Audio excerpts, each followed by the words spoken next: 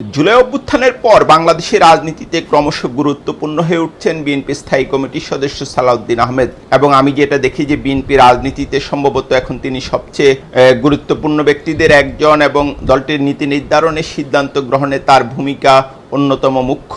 এমনিতে সালাউদ্দিন আহমেদের একটা দীর্ঘ ক্যারিয়ার রয়েছে। তিনি সরকারি কর্মকর্তা ছিলেন এবং বেগম খালেদা জিয়া প্রধানমন্ত্রী থাকা অবস্থায় প্রথম দফায় তিনি তার এপিএস হিসেবে দায়িত্ব পালন করেছেন এবং পরবর্তীতে বিএনপিতে যোগ দিয়ে তিনি একাধিকবার এমপি নির্বাচিত হন, মন্ত্রিসভার সদস্য ছিলেন এবং বিএনপির যে সরকার বিরোধী বলতে হাসিনা বিরোধী আন্দোলন, সে আন্দোলনের নেতৃত্ব দানের এক পর্যায়ে তিনি গুমের শিকার হন এবং পরবর্তীতে তাকে ভারতে পাওয়া যায়।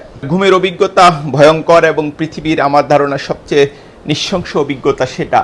তারপর আমরা যেটা দেখি যে ভারতে তিনি দীর্ঘদিন ছিলেন এবং জুলাই অভ্যুত্থানে হাসিনার পতনের পর তিনি দেশে ফিরে আসেন। তারপর থেকে যেটা দেখা যায় যে বিএনপি রাজনীতিতে তিনি খুবই গুরুত্বপূর্ণ হয়ে ওঠেন এবং এখন যেটা অনেকটা মনে হয় যে বিএনপিতে বেগম খালেদা জিয়া তারেক রহমানের পরেই তিনি হয়তো গুরুত্বপূর্ণ স্থানে রয়েছেন এবং আমরা যেটা দেখি যে জাতীয় ঐক্যমত্য কমিশনে বিএনপির প্রতিনিধি দলেও তিনি নেতৃত্ব দিচ্ছেন।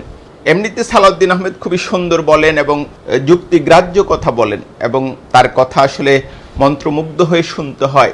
কিন্তু ঢাকার একজন খ্যাতিমান রাজনৈতিক বিশ্লেষক আমাকে বলছিলেন সেদিন যে রাজনীতিতে অনেক সময় সুন্দর কথা বা যুক্তি এগুলি দিয়ে মামলায় জেতা যায়, কিন্তু রাজনীতিতে অনেক সময় সেটা জেতা যায় না, কারণ দিনের শেষে রাজনীতি একটা সমঝোতার জ্ঞান এবং আপনাকে সিদ্ধান্ত গ্রহণ করতে হয়। আমরা যদি দেখি যে বিএনপির এই যে এক ধরনের কঠোর অবস্থানের কারণেই কেএম হাসানের পর ইয়াজউদ্দিন আহমেদকে প্রধান উপদেষ্টা বানানো এবং মাঝখানে যে এটা বেআইনি ছিল না, কিন্তু মাঝখানে অনেকগুলি ধাপ তারা অনুসরণ করেনি, অনেকটা লিগালি অনুসরণ করেনি, কিন্তু পরবর্তীতে বিএনপিকে এবং 4 দলীয় জোটকে এবং অনেকটা বাংলাদেশের মানুষকেও এর দায় শোধ করতে হয়। আমরা যেটা দেখি যে এর পরিণতিতে 111 আসে।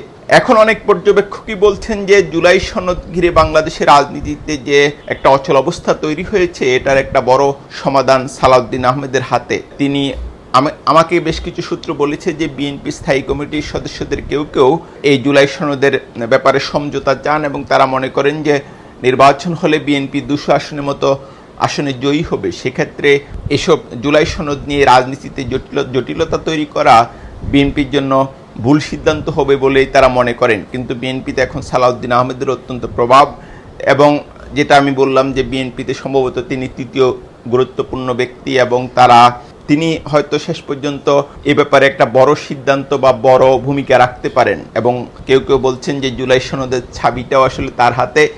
সালাউদ্দিন আহমেদ যেটা চাইবেন শেষ পর্যন্ত হয়তো সেটাই হবে। এর আগে আমরা যেটা দেখেছি যে এনসিপির একজন নেতা সারওয়ার তুষার তিনি বলেছিলেন যে ঐক্যমত্য কমিশন এখন অনেকটা সালাউদ্দিন কমিশনে পরিণত হয়েছে।